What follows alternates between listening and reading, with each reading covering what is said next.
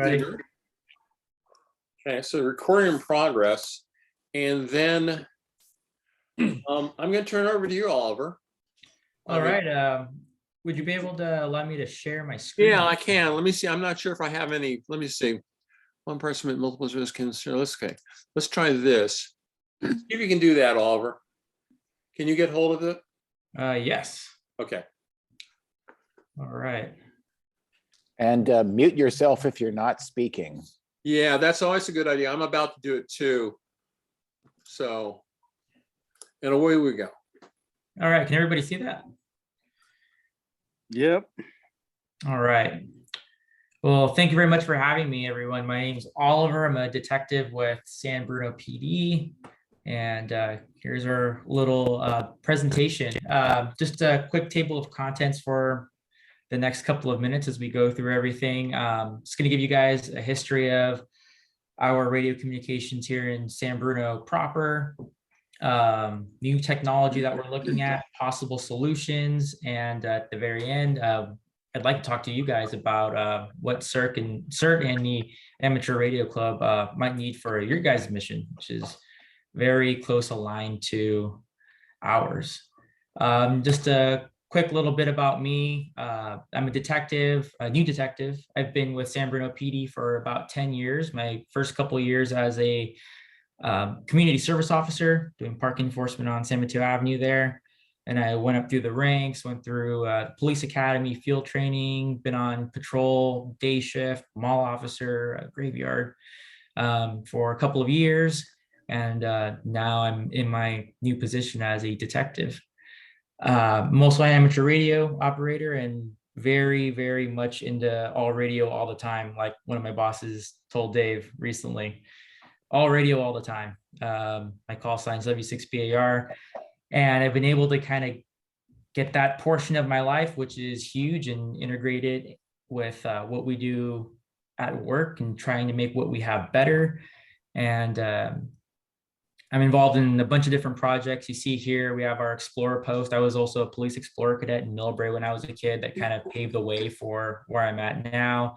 I'm on the North County Regional Accident Team, involved in all sorts of stuff and having a great time. And radio is a huge part of it. So the conversation, the catalyst for why we're here and why we're talking about this today is why upgrade our radio system? Well, this entire project kind of got kicked off with a mandate from the California Department of Justice. This mandate, which actually has been established a long time ago, requires that we encrypt what's called PII, personal identifying information. So that's stuff like social security numbers, driver's licenses, names and date of birth, addresses, anything that we access via our computers, law enforcement databases, missing persons, warrants, all of that stuff needs to be encrypted. Well, as technology has evolved over the last 20, 30, 40 years, the dispatch consoles, our computers in our cars, the computers that we report right at the police department, everything's encrypted except our radio communications. You can't encrypt analog. And there are different ways that you can kind of cover that information, especially in the ham world. People have used inversion going back 20, 30 years and things like that. But in terms of public safety, it needs to be 256-bit encryption per this mandate. So that has kind of pushed us, along with a lot of other public safety entities, to look at the way we're broadcasting this information out over the radio and things that we might have to do to fix it. At the same time, we have our current operational capability in San Bruno. So everybody can see the map here. Here's the city, and here are our current radio sites. We have the PD, we have some schools down here in the south end, And we have some of these sites down here and our main transmitter on Sign Hill. We run one channel, as everybody knows, and we also have a car-to-car channel that we don't use too often, but it's a receiver voted channel. So these receivers that are dotted around the city do their best to pick up portable traffic and then rebroadcast them through the system to our dispatch console. So our dispatcher can get the best traffic no matter where the officer might be. Over the last couple of years, we've been running into some problems. The hugest problem that we've seen, and as a police officer, they might not know that this is a problem, but as a radio guy, I began to scratch my head, was that our main transmitter for our police department channel is on Sign Hill, which is an amazing location. It's a great location, especially if you're in South City. Definitely within line of sight of nearly all of South City. But when it comes for us here in San Bruno, we're in a unique geographical position, as a couple of the towns here on the peninsula are, to have land and neighborhoods and operational area west of Skyline. And this is nice because I don't need to explain to you guys. You guys know, most of you live here in San Bruno. You know the hills and the valleys and the radio nightmare that our geographical position can cause, especially once you start going up towards Sweeney Ridge, the back of the hill, Sneath Lane, Spyglass, all of those areas up there. You are out of line of sight of Sign Hill. You might be near a receiver, which is great for your portable traffic.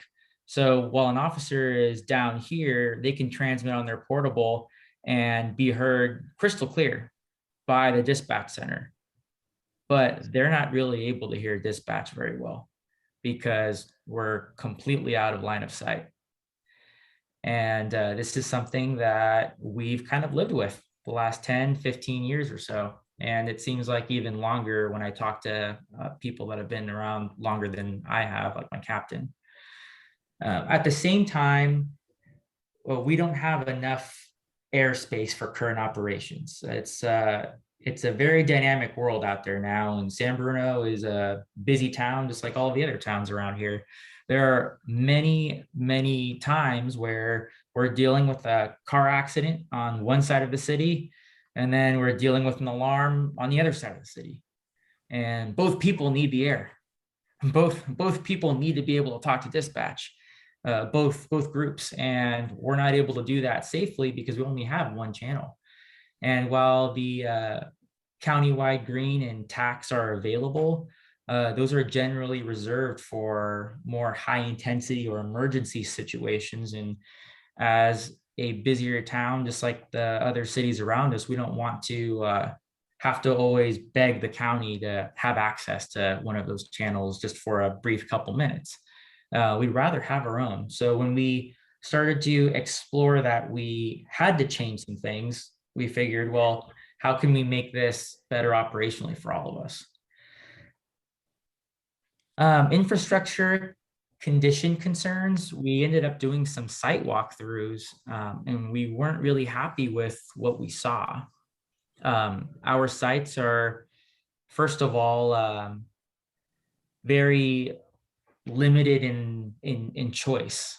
Some of these sites aren't even on city-owned property, which can cause access concerns. If something breaks in the middle of the night and it's on one of our schools, like Peninsula High School, for an example, how do we get access to that? How can somebody get access to fix that? And over the last couple of years, we didn't know that we didn't have access. Some of these radio sites are not on city-owned property. So we were looking at those, we were looking at backup power and all of these things that we would like to have in an emergency response capacity. And we weren't very satisfied with how it was built. Many of these receiver sites have really limited backup battery power.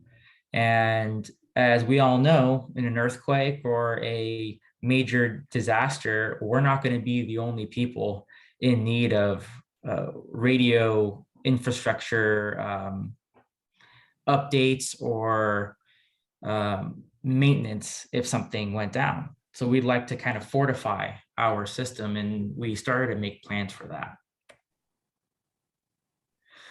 So this upgrade started to bloom into, all right, well, we need to upgrade to a digital technology. And P25 is going to be the standard we're going to do that. P25 has become here in the United States the interoperability standard for public safety. There are also ham radio repeaters that are on P25. It's a good digital standard that allows for compressed audio, but it's still audible. It's not as compressed as some of these other vocoders that have been around in the past. It's definitely advanced. It allows for encrypted or non-encrypted traffic. So there goes that DOJ mandate where if we need to encrypt, we can choose to encrypt or not encrypt our radio traffic. And it also offers a lot of advantages over analog. You can kill lost or stolen radios, deny them access to the system. We can do over-the-air reprogramming, which is huge, especially when officers are going off to faraway lands on mutual aid details. We're able to call ahead with an over-the-air programming capability. We can call Sonoma County ahead or call Lake County ahead and ask them, hey, what is your guys' communication plan for law enforcement? And wirelessly send that over the air to the radios of the officers that are going wherever they need to go. And this capability also includes rekeying, which means we can change the passwords on the fly of all of the radios on the system to make sure everything is still secure in the event one of them is also stolen. And another great part is digital metadata. Every time you key a mic on P25, you can transmit your GPS position, the ID of the person, so you know exactly who's transmitting. And again,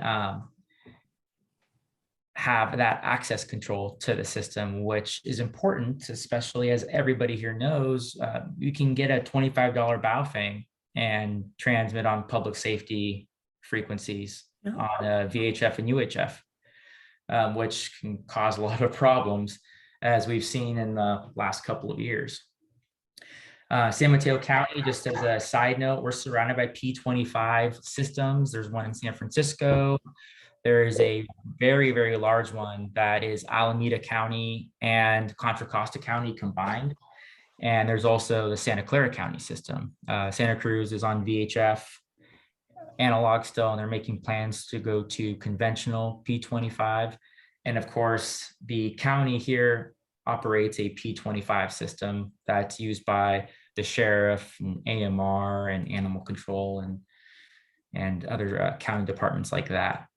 Just some context on the photos here to the right. That top one is just an example of a San Bruno police car at a collision scene in another city, because we help. There are a lot of times where, especially in the middle of the night, we go off and we accept help from our neighbors, and in turn we help our neighbors. And it's always nice to be able to keep communication capability with home, with our dispatch center when we go off. And just below that is the interior of one of our newer police cars. Still, many things have not changed. You have our laptop computer there. The computer portion isn't installed yet. We're running currently Kenwood single band NX800 radios in nearly all of our cars. And we have our little light and siren console there. So we figured, as the captain and I were going forward with this project, that whatever we needed to do, it needed to be P25. It allows us that flexibility and increases our capability, all those things we just talked about. And please feel free, if there are any questions, let me know, and there'll be some time for questions. I'm here all night for you guys, however long you guys want me around. So I just want to caution, as we continue to talk about this stuff, that we haven't chosen anything. We're still in an evaluation research phase, and we have not made any commitments yet. But we have done a lot of research, a lot of research, and this has culminated in about a year and a half of research so far, looking into all of this. So we started to talk conventional versus trunk radio systems. And it's nice because I think most of you guys know all about this stuff already. Nothing's new. Obviously, to have more conventional channels, we'd need to double and triple the amount of equipment for each channel to be capable like the first one. So we would need a second and third receiver on each one of those sites for each channel if we wanted 3 channels, for example, or 2 channels, versus a trunk system where you have one single site and you have a core trunking computer or a core that distributes the traffic where it needs to go. The really interesting part about a trunk system, and these are what's called P25 phase 2 systems, is that just very similar to DMR, you can have multiple talk paths on the same frequency, which is huge. We can have multiple people talking at once to different areas or to different users at the same time at the same radio site, just like you would with time-slotted DMR, which is a huge win for capability wise. And in terms of equipment, not as much equipment. So we started to spitball, what if we could possibly get the water department involved, and the street department, and the parks department, and other San Bruno City departments that rely on cell phone to provide city services. So that started to spin the ball a little bit. We also talked about T-band versus 800, or 480, where we're at about now, 480, 490 megahertz to 800 megahertz. There are a lot of trade-offs and pluses and minuses to both, in my opinion, and we've been looking at both. Of course, currently we're on T-band. T-band has a longer operational range when you're outside versus 800 megahertz, which has better building penetration when we're talking about going through floors and concrete to reach the outside. So we've been talking about that. And just like I touched on earlier, locating new sites, ways to harden our system against a disaster, and removing reliance on non-city of San Bruno owned resources. So for context on the photos here, there's Sweeney Ridge that watches over us all the time. Of course, we don't have a site up there. The city of San Bruno does not have any radio equipment up there. And the challenge with this site that we discovered as we did all of this research, and we went up there and visited and talked to the city facilities director and the fire department who recently installed a wildfire camera up there, is that site is very secluded. There's no way to efficiently, without spending $1 billion, get connectivity up there. And by connectivity, I mean any kind of internet or fiber to help connect our radio sites. You can see a lot of microwave dishes, which are up there, that do that for the county, who has a trunk radio site there. These were all things that we took into account because, of course, we don't have unlimited money, and what money we might get, we'd like to spend as efficiently as possible. If we could have a site there and be able to dig a fiber line from city of San Bruno proper to that site, that would be amazing. But that is probably not fiscally responsible. On the right here is an example of one of our typical voted receivers. This is our El Crystal site. Right at the top is the networking equipment. In the middle there is a Tate receiver that's connected to an antenna on the roof. And those are some backup batteries that keep it up, a UPS, if you will, to keep the receiver working and connected in the event of a local power outage.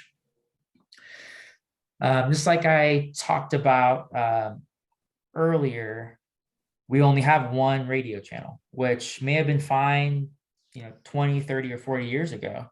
But frequently we have those times when we're dealing with multiple emergencies. And both times our people need to have clear lines of communication, and it's just not possible with one channel. We try it all the time, and it's sometimes teeters on dangerous because you have two emergency situations going on, and one person is allowing the other person to talk, and we are not able to get connected the way we need to when we need to during some of these emergencies. Another thing to consider is that there are only four, counting the green, county interoperability channels. And we know that San Bruno won't be the only city asking the county to use one of these and during a big disaster. If we expand our local capability here in San Bruno, we don't have to rely on the county or any outside resources for communication resources that they might not want to share, or that other cities, frankly, might have worse emergencies than ours and take priority. Another thing that you see here is LTE integration, which would allow our personnel to still communicate with their radios when they're out of range of our local system. And this technology is starting to become integrated with LMR, which is a game changer. Our law enforcement needs have definitely changed over the years. I've seen it change over the last 10 years. A lot of the time, San Bruno police officers leave the city. We go to contact suspects involved in San Bruno related crimes. We conduct follow-up investigations. We transport people to the jail. We assist other agencies with their emergencies. And the technology exists today for our officers to be connected with our dispatch center when they're away outside of our operational area without having to rely on cell phones or landlines, which is huge. And it allows us to update our dispatch and keep them apprised of what we're doing and where we're going, and that they're safe when they're out of our area. I touched on this earlier, integrating other city departments with LMR. We have a unique opportunity if we choose the appropriate technology and solution leaning towards trunked systems to extend our equipment and infrastructure to these other city departments, which have never had any. For example, our water department uses cell phones to conduct their day-to-day operations. But what happens if that stuff goes down? Well, they can use LMR. They can use our radio towers on talk paths that are not connected to the police talk paths and be able to conduct their business and continue to keep the water system going. The fire department can get off of the VHF system, the county system, in the event of a catastrophe where other places are having worse emergencies than we are, and use our system to communicate within the city. The possibilities are endless for the city of San Bruno being able to utilize it, whether it's the street department, our cable department. And the great part is they can take advantage of our infrastructure and capability without interfering with any public safety operations.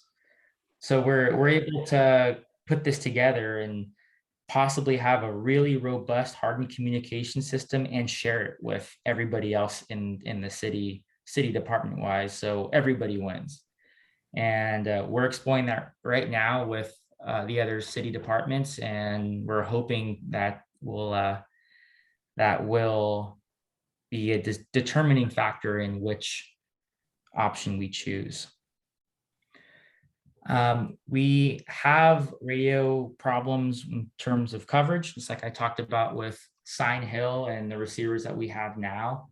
And we're working with different vendors to produce the best solution. We're not just relying on one company to come in and fix everything. We're actually talking to multiple that are competing inherently with each other to give us exactly what we want. And it's still very much a work in progress. So that was the radio infrastructure side. Now we're turning to the radio equipment, or the radios themselves, which I love to talk about. We're looking at multi-band radio equipment. And during the last 10 to 15 years, multi-band radio equipment started to become a lot more fiscally reachable for cities. Of course, for us hams, we've always had dual band VHF and UHF radios. But when it comes to cramming all of the public safety bands in mobile and portable radios, these companies have charged a lot of money in the past. Now, a lot of these prices are coming down and these companies are competing to kind of get into the market for all of this. So we're looking to take advantage of that. And the top right here, we have the XL200 from Harris off to the left. Then we have the Kenwood VP6000, which is what they believe their multi-band radio is going to look like when it comes out. And a Motorola APX Next, which is their newest multi-band radio. So these are radios that we're looking at, that we've tested a couple so far. And we have parameters. We're not just going to take anything. They got to do VHF, UHF, 800 megahertz, and LTE if we decided to do this. Currently, we're running single band Kenwood NX5000 series radios. They have to be multi-protocol, P25, analog, trunk, conventional. So these radios can go anywhere and talk to anybody we need to. And that's something that I've experienced myself, and actually so has the captain the last couple of years. And these photos are some that I dove deep in the archive so I could show you guys. The photo in the background on the left is a San Bruno police car in a burned neighborhood in Santa Rosa during the fires that I took. And the bottom right is another picture of a San Bruno police car in a post at the Napa fires. These are perfect examples of why we need multi-band radio equipment. We responded to Napa, which is on VHF, all their public safety, most of it. And of course, we don't have VHF radios, and they don't have any kind of, or they didn't have any kind of interoperability gateways or ways for us to use our equipment on their radio system. So we had to resort to phone calls or having them give us loaner radios that sometimes didn't work because they were old series loaner radios. We'd like to show up prepared.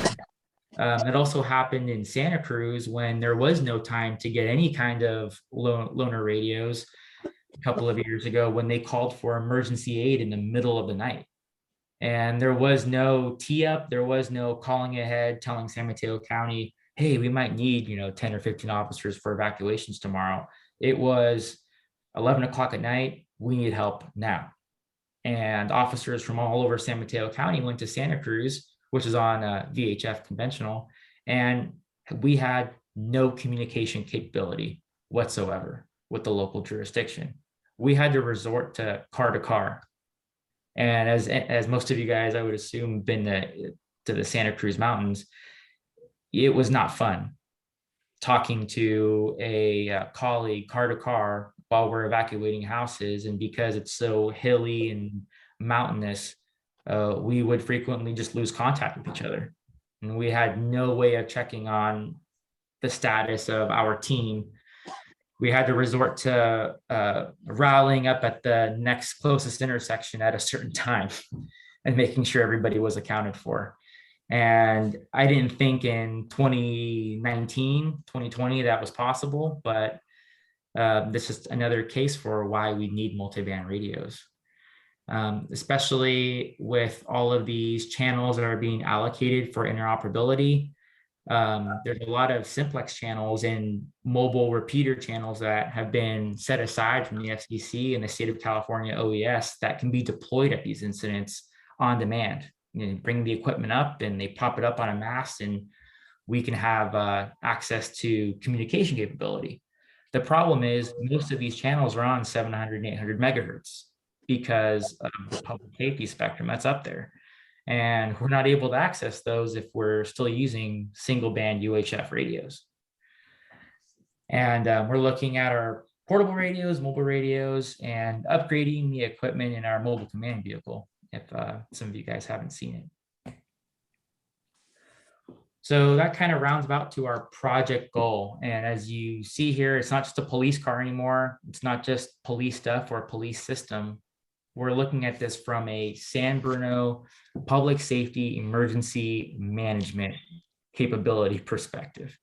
We want to help everybody. And we think being siloed on our own system on our own, while it might be okay for us, we don't think it's the right choice for the city. We would love to be able to share our communications infrastructure with everybody else to make sure that we're all prepared to provide the best services that we can. So our greater communication and emergency response management capability is number one when it comes to the overhead and the underlying goal of this project. It's not just a police project anymore. And with that, I'm going to segue into the state of the ARC. We have some questions that we'd love to see if we could possibly help out with. The ARC and CERT are valuable parts of the machine, the emergency response machine here in San Bruno. And our PD code plug for these new multiband radios are going to include amateur radio and GMRS frequencies, so we can at least monitor what's going on if we need to in the event of a really bad disaster. And I was curious, because I haven't ever seen it myself, what the status of the equipment was at San Bruno City Hall and ways we could possibly help you guys, whether it was a site on Sweeney Ridge or a police department site, anything that we could do. So I just wanted to kind of prime you guys and provide you my contact information, and we could work together and we could help you guys increase your capability. And with that, I will open it for any questions. Okay, first off, Oliver, thank you. Great presentation. I want to say, I think, is your W6VD in the audience? W6VD in the audience? I believe he is. Good dad. I think you're right. I told him this week he needs to get a general. Okay, so we're on the same page. Oliver's dad is here. He's W6VD, who is the inspiration for this young man to get involved in radio. And I want to thank him for visiting us tonight too. Now, if anyone has a really good question, and I'm sure you might, I'm going to set this up so I can see what everybody at once. And come on, where is it? Trying to go to gallery here on my machine and it's not doing it. Well, I got a question while you're doing that. Okay, please, James. I think that's you, right? Yeah. Okay. James. This equipment you're looking at, are you looking at stuff that's going to be protected against a CME, any other type of like a Carrington event, or I don't want to really bring it up, but other, in case we have a rather large electromagnetic disturbance? Is this new system you're looking at going to be able to handle that kind of surge and disruption? That's a very good question. I've been told by the vendors we're looking at that they're definitely hardened against network attacks, which is their main concern. But I definitely share your concern regarding EMFs and possible ways that could knock out communication infrastructure. And I believe now that you brought that up, I can ask them some additional questions about that. Yeah. There are definitely ways that they could harden the equipment themselves to make sure we could withstand or attempt to withstand an attack like that from the outside. Ted, I see you have a question also. Are you muted? Yeah, unmute, Ted. Okay. Hear me now? Yep. I used to live in Chicago, And Chicago is 240 square miles, give or take. And San Bruno is about 5. And even Chicago, given its vast territorial expanse and incredibly flat terrain, radio friendly, has been struggling with the very questions that you have described. You know, the solution, which is encrypted radio, is that basically they have a private, what amounts to a cell phone network. Okay, you key down and they have these little towers all over the place, and you can talk to any officer can talk to any officer with sort of within the network, and they have officer down capabilities so they can knock out a radio if it's been stolen or something. But they're still struggling with the duality of analog versus encrypted. And to put it simply, look, shots fired, officer down, I need help. You don't want that encrypted. You want it to be, you want everybody possible to hear that bad stuff is going down. Okay. On the contrary, if you're executing a warrant on a particular place, you need that encrypted because you want only the right people to hear that message. And even Chicago, with all of its vast resources, after 8 years of study, hasn't solved this. This to me sounds like what mathematicians would describe as like an unsolvable problem. And, you know, given that, you know, I love San Bruno, I've lived here for 30 years, but we're small. We're not going to solve this. This problem is like bigger than our capability to fix. And I'd welcome any reaction to this metaphysical reaction. Well, Ted, there's 2 things with your concerns, which I definitely share. Going to a digital system does not necessarily mean it needs to be encrypted. There are scanners out there that will listen to unencrypted digital traffic. So the transition then goes to what information do we encrypt versus not. When I will tell you, as a radio guy and as a police officer, most of the time I could care less if things were encrypted or not. But now that this Department of Justice mandate has come down, and in the government's utmost wisdom was not exactly as specific as they could have been, you're right. There are a lot of questions regarding the exact way to comply with this. And I would tell you, sir, I would love to tell you the answer if I knew it. I know that going digital would still allow people to listen to our system if we chose to maintain it to be unencrypted. And we don't have to encrypt all of our talk paths or channels if we go to this trunked digital system. We could keep nearly all of it unencrypted if we wanted to, and only encrypt, just like you said, the sensitive portions. The question would be, operationally as a police department, how we satisfy the need of the Department of Justice with encrypting that PII information while making it operationally efficient for the people actually working. So there's not buttons that need to be pressed, or dispatchers need to do extra steps to, you know, fulfill these mandates. So, and that is a question that we're going over right now, along with many of the other police departments in San Mateo County. And we're all looking at each other and trying to develop a coordination with a plan, so we're not all kind of going off and doing different things.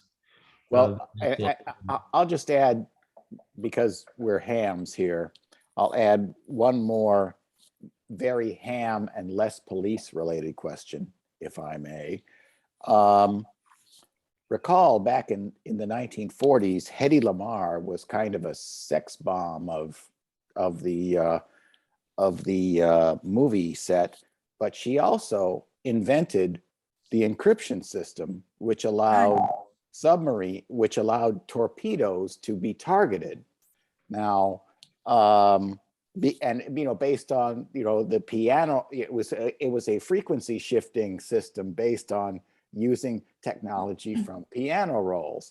And why I know this is part of the text that was part of the CW qualifying contest that we CW people go. They broadcast this, and I wrote this tonight. Oh, isn't that interesting? Hedy Lamarr, So the nature of the encryption, and I'm sure you either can't or won't describe.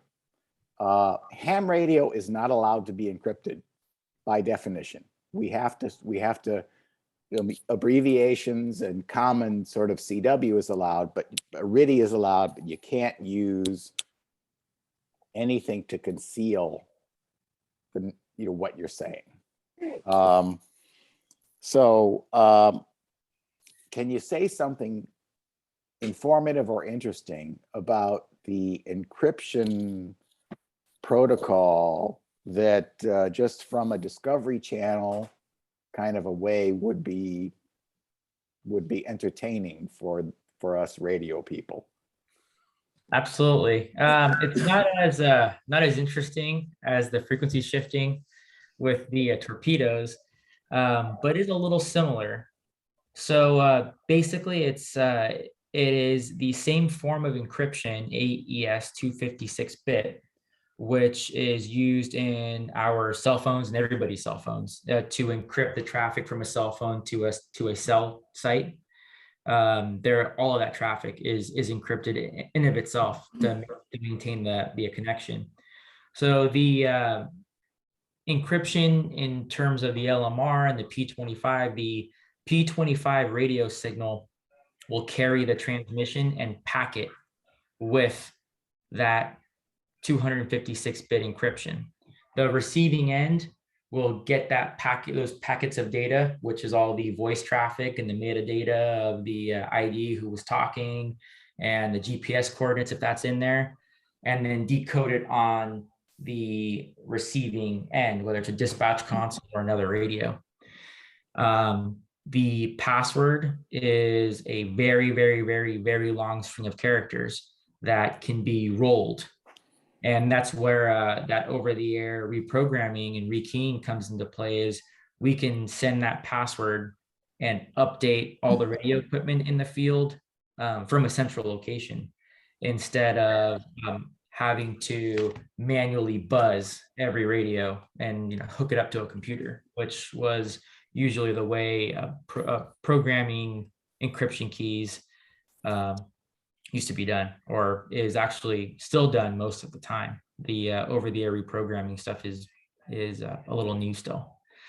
Let me just sort of add that the Hedy Lamarr system used basically, maybe some of us have seen in movies, like the paper roll that player pianos would use.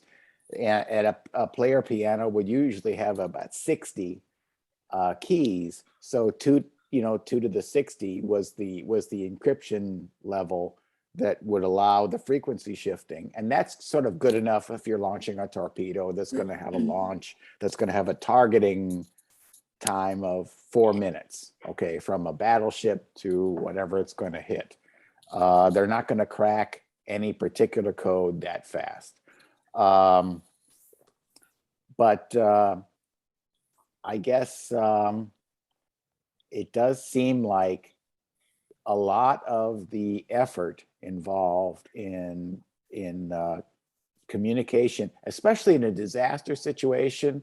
I mean, you don't want encryption. You want public. You want most people to know. Okay, fire here. School bus crash there.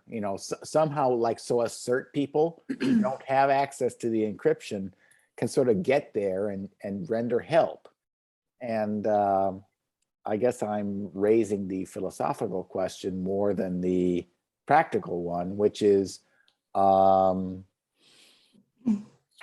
go ahead and say something that that we'll find informative. And Janet, I see waving. Janet seems to have a question. Janet, do you want to go with Hedy Lamarr or something else? Oh, yeah, Hedy Lamarr is one of my Okay. She invented radar, basically. Janet, you look like Hedy Lamarr. Oh, sure. Thanks anyway. No, I just had a comment. I think Detective Reich is talking about encrypting only personal sensitive information about people, social security numbers, their names, their addresses and all that. Driver's license numbers and stuff. And all that, which is not necessary for the public to know. And in ham radio, the FCC prevents us from encrypting anything. We are required at certain number of minutes into our QSO, we're required to give our name and call sign.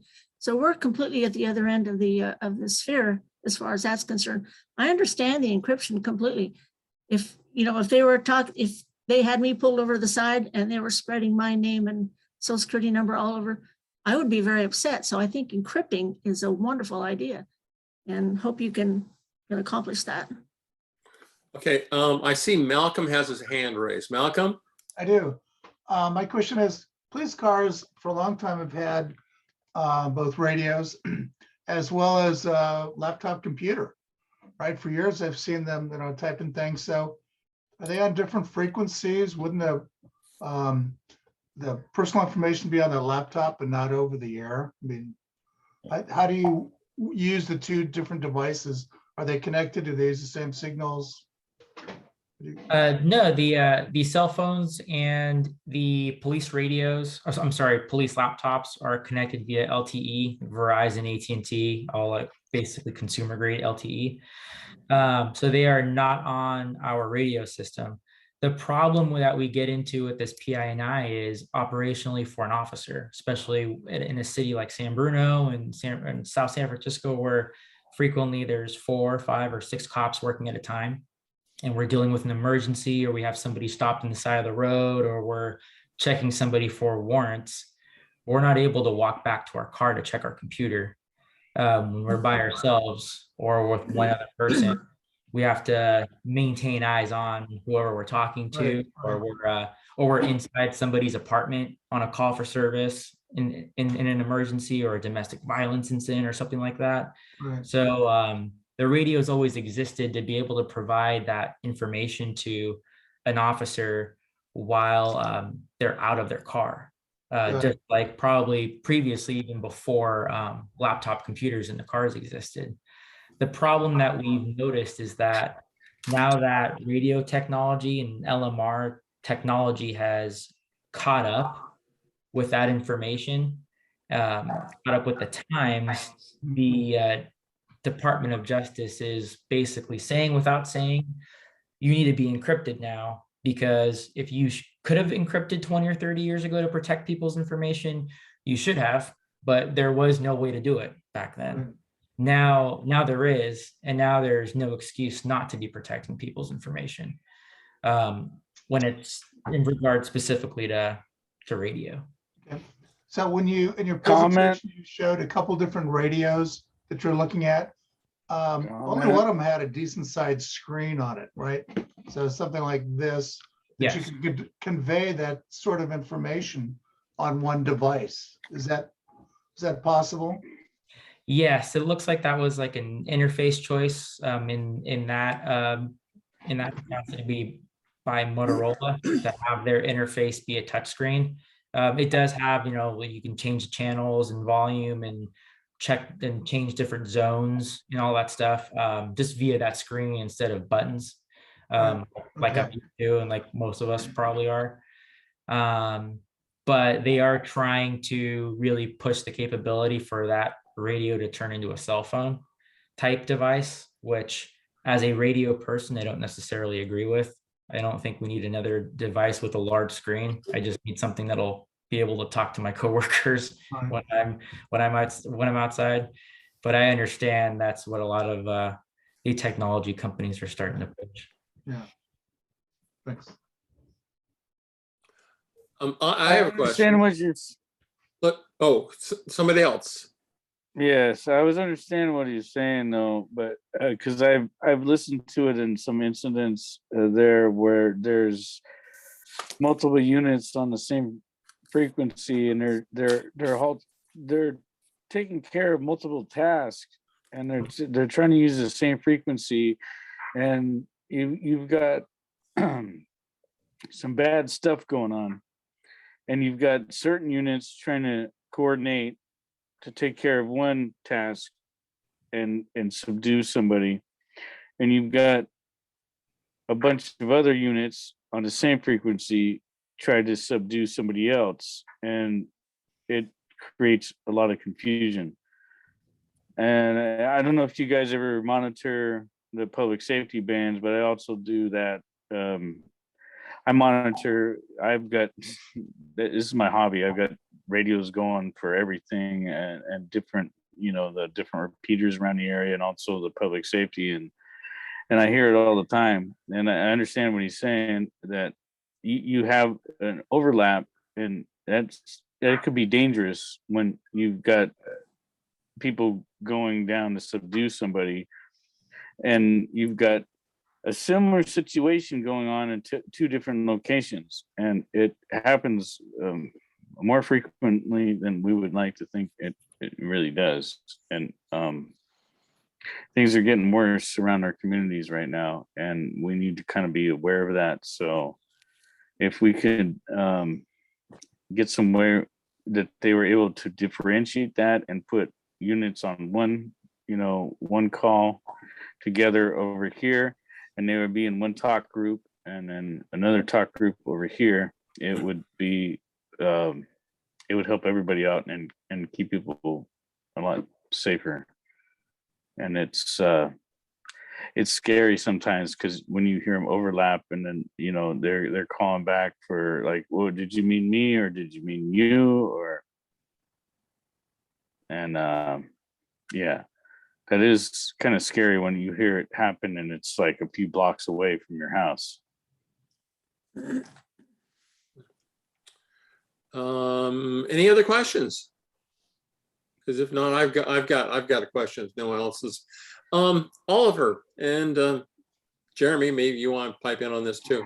As I understand, our state senator is introducing legislation that's going to he's not particularly happy that there's this, what the Attorney General did was based upon his office and not a law. And so I think he wants to get a little control over the encryption thing. Can you want to give us a little background on that? And does that kind of like, put you guys off for maybe, until they settle it, or is it going to affect what you're doing? In the short answer to that question, absolutely not.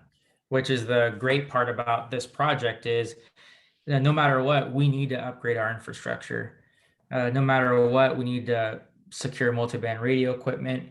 And no matter what, I, in my heart of hearts, believe that we need to increase not just police department capability, but our entire city's emergency management capability.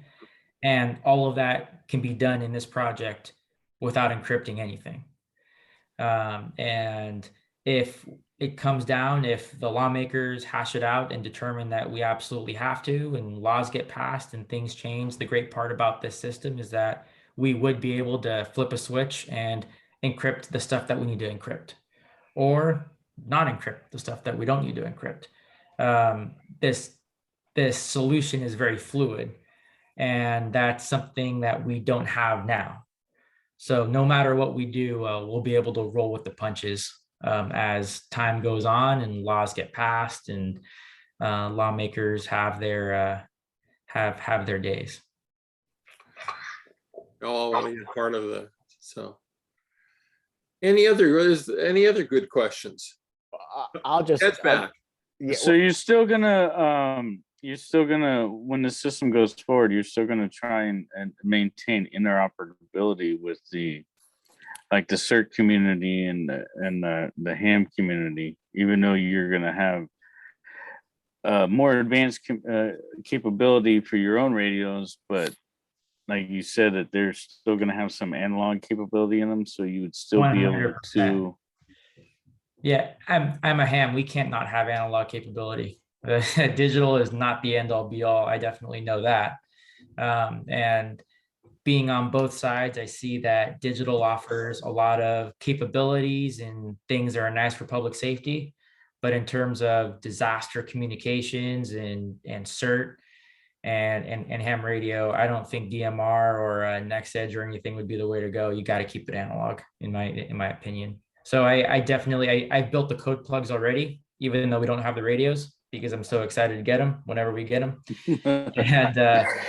and all of the analog CERT stuff I made sure to put in there to make sure we can keep that interoperability going if we need to. Ted, please. It would seem to me that in terms of the accountability of the police to the public, for better or for worse, the public has a right to know what the police are doing. And if the police have made a traffic stop, or have the police have mustered in a particular place because a demonstration seems to be going hot, or if the police have decided that something needs their attention, then as citizens have a right to know that, and have a right to know that in a response time fast enough to actually get there with their cell phones and record what's going on. There's plenty of P25 scanners No, out hey, there already. hey, don't interrupt. Don't interrupt. Okay, all right, all right. So what I'm saying now, I'm posing a question as a generally sympathetic person to the police. But if the police, I mean, let's imagine the George Floyd situation. Okay, something happens, something's going down. Look, the police are acting in the name of the public. They are the hammer that the public is applying to a situation.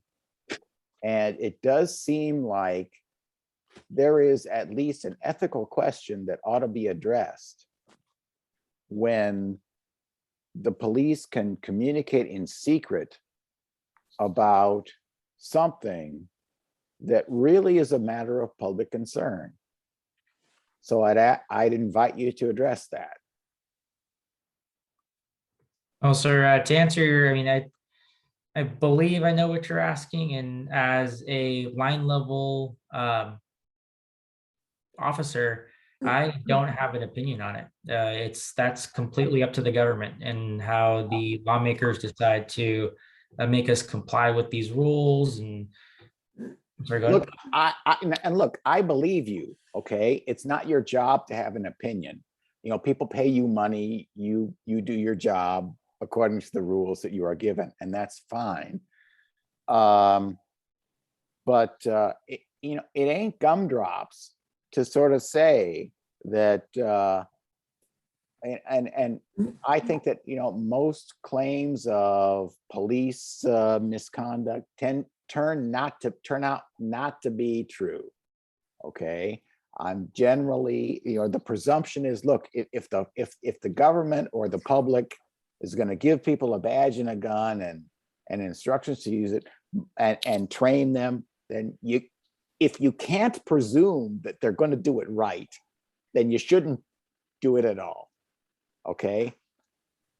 But it is fair game for public employees to be accountable to the public at large for the use of force. Ted, can I say something? Basically, when this legislation comes up, basically the news agencies and the privacy advocates fight it out, and basically we have to tell our government, our representatives in government, which side to listen to, because the side you're presenting has already been advocated by various news agencies when this legislation comes up. Well, yes, that's true, but I was inviting Officer Reich, if he has any insight, to share it with us. I'm gonna rescue Oliver for a second here. And that's, well, let Oh, him just a rescue little bit, just a himself. little I mean, bit. Just for a second, okay? I mean, his expertise is law enforcement. I believe he's very good at what he does, and radios, okay? Policies are way above his head, and I don't really want to force him to do that, because I think he does everything he does right. But let me make some they're statements. above my head too. I know, Ted, hang on. Let me try this for a second, okay? I don't think most of you understand that my background is newspaper work, okay? And I've been listening to police and law enforcement agencies since the 70s as part of my job for the first 12 years of my career. I listened to the DEA, I listened to the Secret Service, I listened to the FBI, I listened to the local police departments, I listened to the Highway Patrol. That's part of my job. I used to go to accidents, I used to go to bank robberies, you name it, I went to it, okay? I believe that law enforcement agencies, most of them have really good practices. And when there's times for them to be careful with what they say, they can be very good. Sometimes if you listen to the Secret Service, you'll never know what's going on, because they have a game plan. They use, point A to point B without saying what it is. Back then, the DEA was the worst. They'd tell you, we're going down 25th Avenue and we're going to come to San Mateo and we're going to do this and we're going to do that. They were lousy. This was back in the 70s. I think they've come around and figured it out. I have faith that the police departments can probably take care of most of their sensitive information in a way. Whenever we wanted to find out what was really happening, like for instance, if a dignitary is coming to the airport, we listened into the airport's, the folks who would go on the yellow trucks on the runways would tell us what was happening. We never had to listen to a public agency because they understood what was going on. They would just kind of blab it all out. I agree with all of that, except your adverbs, probably, mostly, okay? Accountability. Look, people who do their job 95% correctly should also be. We're in the days of transparency, and I think that's an issue that these folks are going to have to deal with, probably now with the legislature and probably with the public. And I get that. So, look, I get it. That look, I got a lot of cop relatives. I understand that when you are a cop, you stand on the edge. The edge of the rules and staying alive. Yeah. And all of that stuff is fine. I get it. I am sympathetic. That doesn't mean that you have to answer, you have to answer for what you do. Right. And that's fine. In tonight's venue, I'm more interested in the fact that when an officer is in a building, that radio of his does not necessarily get out of the building, and he's in partial danger because the system right now does not protect him. And I want to see that fixed so that none of these folks who are protecting us are endangered and therefore are unable to properly help and protect us. And I think that's what's important. And I think that's something that needs to be done. Now, the policy concern. Can I make a comment? Hang on, James. I got a story to tell about an officer that died that I know from the radio's not working right. Right. Okay. That stuff has to be that has to get fixed. these folks have to be able to do their job, protect us, and do it safely.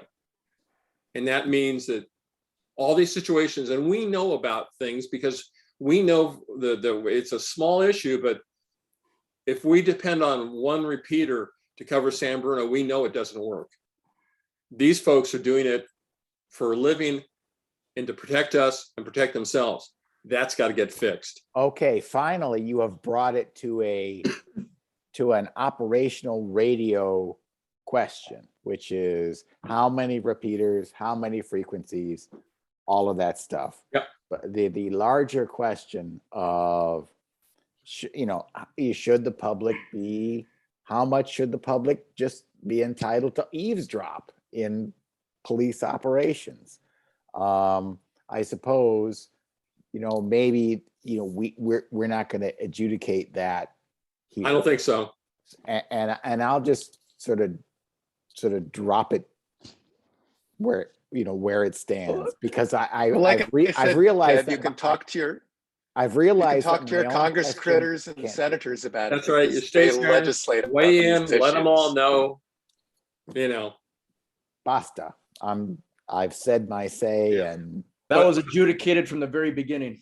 Yeah, but I think the thing is, these guys have to have a system that works for them and works for us.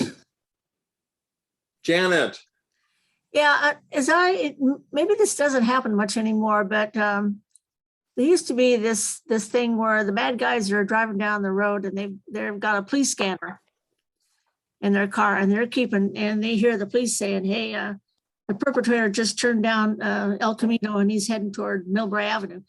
actually, the movie Ted, stop interrupting me.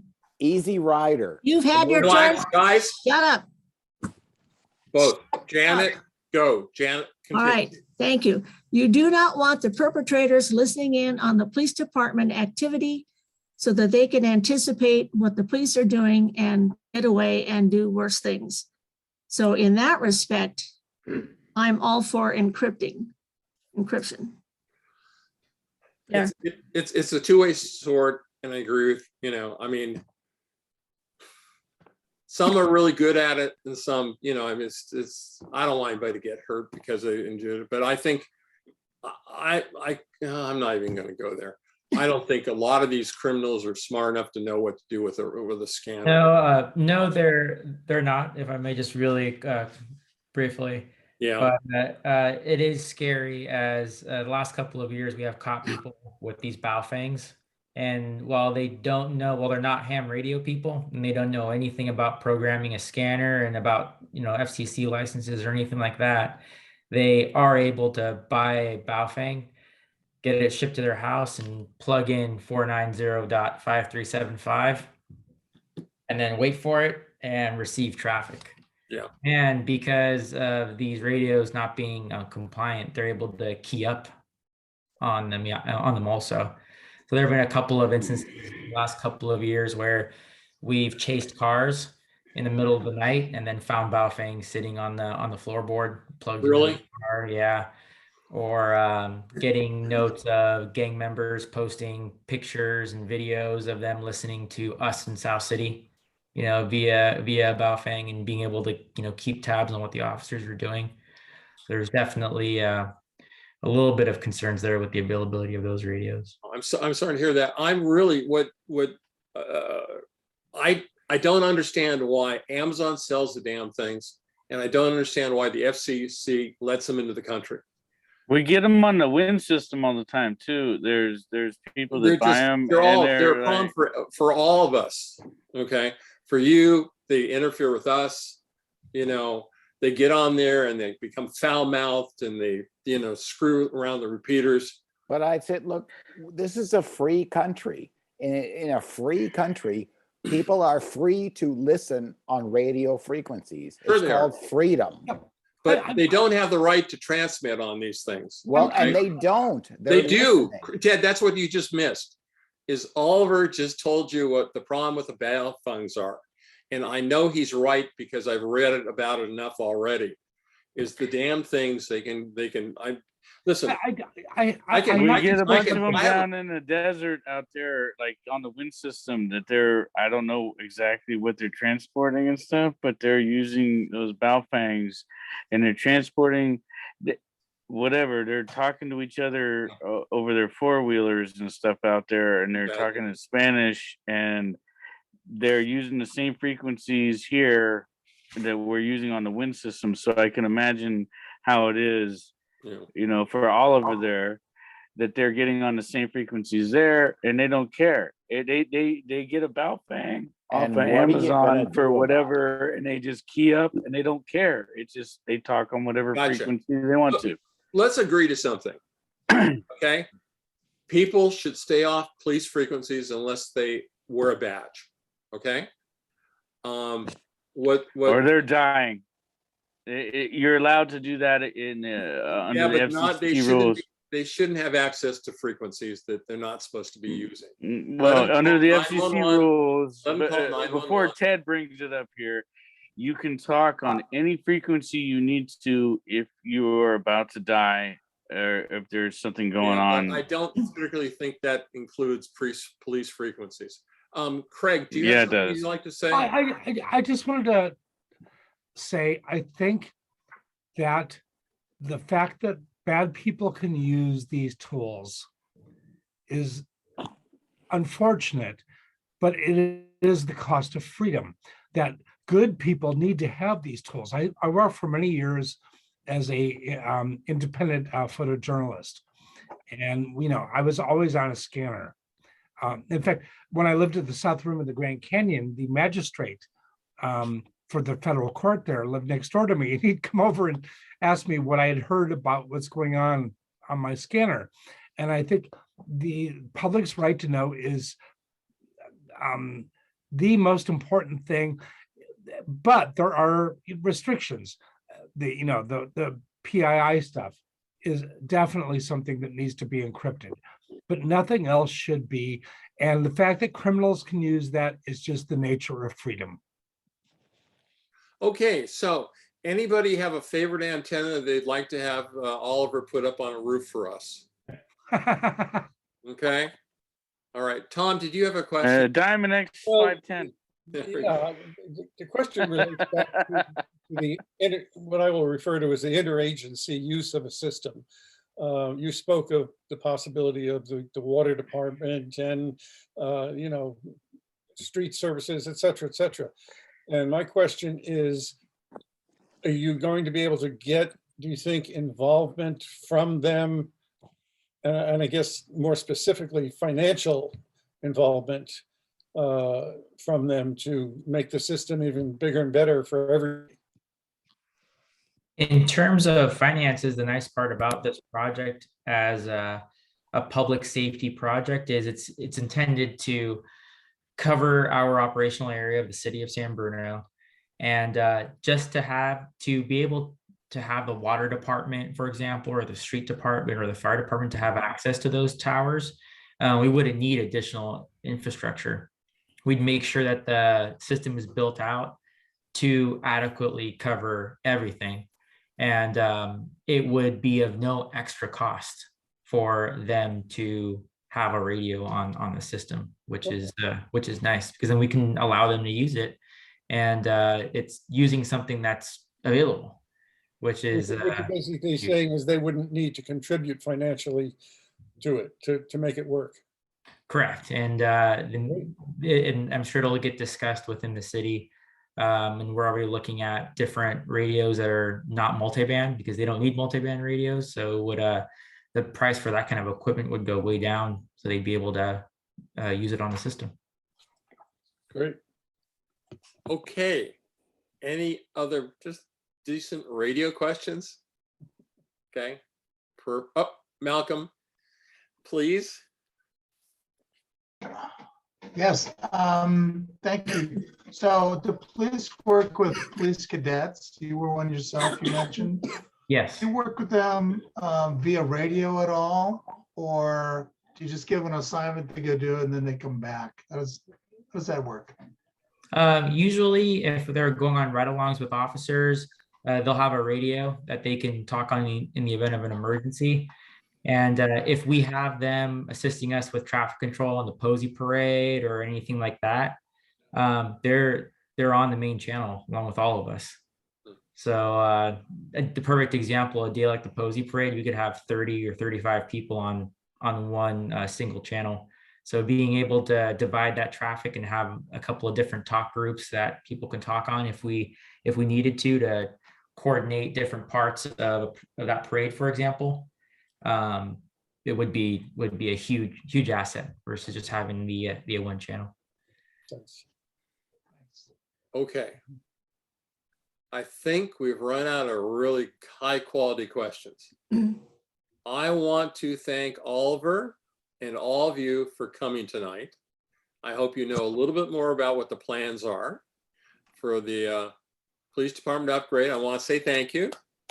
I want to say Thanks, Oliver. deep down, we love you all, so we may sound like we're nasty citizens, but we really do care about you guys out there. Not at all. Not at all. I thank you very much for the opportunity. And I'm one of you guys. I'm a ham and I love radios, and I'm just here to make sure everybody gets help. We get the stuff we need, and you guys are able to use what you guys need. And if we can help you guys out, that's going to be huge. I'm really excited.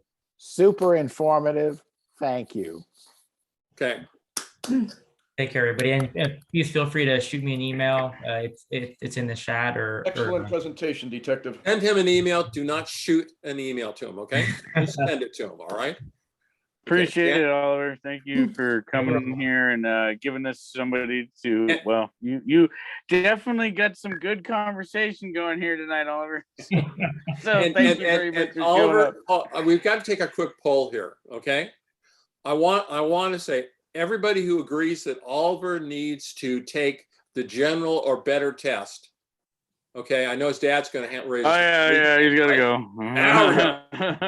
Okay, Oliver, you got to listen to us. Okay, I told you that the other day. You got to get a better grade so we can have more fun. Janet, I'd like to make a comment. Thank you, Oliver, Detective Wright, for this presentation. It was very informative. Thanks for coming on. And if any of you are interested in the Posey Parade, it is on June 5th this year. And then apparently, we used to have the day in the park afterwards, and tables and everything were set up at the park. They're not going to be in the park this year. Okay. Because the park doesn't hardly exist. So yeah. I will also point out that when you have an extra license, every club in San Francisco, like right this way, you just cannot believe the sybaritic lifestyle that awaits you. So get that extra license. It's just, I'm keeping my general then. The private jets, you just can't keep up. Okay. Last couple things, some business things quickly, is we are going to have a field day on the plaza outside between the library and City Hall. And we certainly would like to hear that the crime prevention committee, as well as the emergency preparedness committee, maybe will participate with us and kind of make it a safety event for the community. That's going to be June 25th on the Saturday. I'm going to be sending out a mailer to everybody who wants to participate, and we'll probably start to make some plans on how we do that. And I'll be there, Dave. Can we do like a walkthrough and see if we can? We're going to go visit the site. We're going to figure out what we're going to do together and all that good stuff. But we're going to tables and chairs, etc. An umbrella for bagels you. And waffles. Umbrella for you, Janet. You don't, get cooked out there on the plaza. Ted, I'm going to have to figure out if Ted or Ron are going to go to San Mateo, or at least give us some guidance. My daughter is getting married that weekend, and you're off then. She is a ham, Whiskey 6 MCC, and remember that she's a physics teacher, so MCC is MC squared. That's her call sign. I'm out of pocket for that weekend. Gotcha. Yeah, for those who don't know Ted, and Ted is harmless, honestly. He actually crawled under my house and ran the wires for me. I appreciated it for him. How many members of your family? 5? Actually, there are 6 immediate family, 5 are hams. Yeah, he's got 5 of the 6 out of his family. Because I got down on my knees and I begged them. I begged them to get licensed, and just to stop my sniveling, they did it. They didn't want to listen to him anymore. You can get anybody that. that's willing to run into your house, Dave, on the peninsula is not harmless. He went under there. I've got pictures of him. He came out filthy, and I appreciate it. I still owe him another lunch, probably. Yeah. Yes, you do. I shall collect. Are you available tomorrow? I'll email you and let you know. Okay. Anyway, I think that does it. If anyone has anything else they want to add tonight, I want to thank everyone for coming. We have 21 people. I've got one more last thing I have to do. Mike Youngberg, are you actually still there? Or are you watching the baseball game? No TV. Yes, I'm here. Okay. Mike is our latest member. He joined this week. I think, did you get a mailer, or what got your mailer? Or yeah, the mailer. But I will point out the website was incorrect. In what sense? You go to something/Oliver, doesn't exist. That's right. Oh, it's supposed to be oliver.php. That I may have screwed up on. Okay. That's my bad. But I figured it out eventually. Yeah. Well, I was trying to track how many people were interested in coming to see Oliver, so I put a special page together. I just asked I screwed up. Officer Oliver, look, in a year, 1 year from now, come back and tell us what's changed. Just beware that we're going to ask you. Sounds good to me. He's gonna give us progress reports of what's going on here. Okay. If you get Public Works on board, you'll be one up from South City, because they got 440 and they got Public Works is on 800 right now, so they're like spread all over the place in South City. Yeah, but I know that what I'm afraid of is that the San Bruno Department, and they may have a right to, has police station envy. I think you need a building where you can put really big letters up on the side of it. Well, the only reason we got a big police station now is because we're putting in all that low-income housing right next door to the police station right there. So it's going to be really interesting. Okay. Do we really dare go there? Yeah, South City has got a brand new police station. It's a huge station over on Westboro and Elmore, and they're going to have plenty of room for antennas and so forth. Well, we need it right now because we've got all those scumbags from coming down from the city on BART and everything. So it's it's getting okay. real. And it's coming to a town near you down there, San Bruno. So I think these guys are probably aware of the problems that we have. I know. I'm just joking. I'm just being shining on there, Dave. So anyway, the Giants have a 1-0 lead. Janet. Janet, you recorded it, didn't you? I'm recording it. This is the only reason that I'm tonight is because I have a DVR recording. So no spoiler alerts, please. Oh, it's just the first inning, so it's okay. Thank you. Anyway, thank you everyone for coming. And it's good to see you. And run away. Okay. I'm glad this was on Zoom. I don't know what would happen if we were actually in person. I don't know. I'd probably have to be between Ted and somebody here. I don't know. Anyway, okay. Good night, folks. You can all run away unless you have something you want to add. Gene Perry, are you there? Yes. Just a second. Gene, I want to say welcome, and I see you're here. I don't recognize. Did you find the next door? Did you find a postcard? Oh, there you are. Sorry. I'm from Millbrae Radio Club, KG6ZH, and I got an email about the event that said I was invited. So then you're more than welcome. Thank you. Remember, I want to say thank you to come. I didn't recognize you, but I'm saying thank you. Ollie, Nice meeting you also. You've got a good son there. Keep up the good work. And with that, I'm going to close this thing down and send everyone away. Okay, go do something else. Okay. Jean, quickly, why didn't Millbrae have their net this last Thursday? Oh, she's gone. Okay. Yeah, Gone. no, I'm here. I'm here. On the first Thursday of the month, instead of having a net, we have a meeting either on Zoom or in person. And we met on Zoom last Thursday. Oh, good. Thanks to know. I'll keep that in mind. Thank you. Okay. All right, good night, Oliver, you okay? night, everybody. Good night, Janet. Night, all. Stay Good safe. night, guys. Oliver, Thanks. once again. Bye, thank everybody. you. 73. Okay, 73. 73, everybody. Take care. Okay, run away, run away. Unless you're really Thanks, just Dave. glutton for punishment. Okay? Okay. Good night, everyone. 1, 2, 3, and hey, Ollie, how did he do? Can you hear me? Yes, how did he do? I think he did absolutely superb. I think you're right, but we're right about it. He needs the general at least. Oh, absolutely. I hound him. I hound him all the time about it. He told me that, and I totally concur. You know, Scott, you have a now look. This is interesting. I have nothing but South City people here. Scott, South City. James is Well, I South just want to City. say, hey, Frank, hello. I haven't seen you in a long time, and your son did an excellent job tonight. Thank you. It's good to see you, Scott. Long time no see.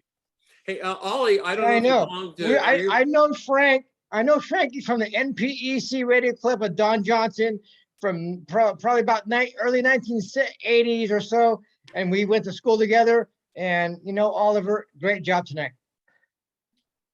Good to see you. Good to see you, Scott. You too. Okay, and with that, I'm sending you all away. Thanks, Dave. Why? I thought you liked us. Thank you, guys. I do like you, but just a little at a time. Okay, we're out of here. Hey, Good. really One- quick. Hey, James. Please. Um, You know so- you can join our. You know you can join our club. I was about to ask you that question. So how would I Of go course you about can. joining the club if I wanted to be a member? You You're a you member. just go to our front page. Go to our front page, and then just hit join and join it, just like Mike Youngberg did tonight. So you're more than welcome. Okay, We will sounds good. overlook your son in you know, and I'll take you up on it then. please be happy to be more than happy to have that. Okay, take care, Yeah. Dave. Have a good night. Okay. Good night to you. Take care, guys. Yeah. Thank you so much. With that, I'm going to say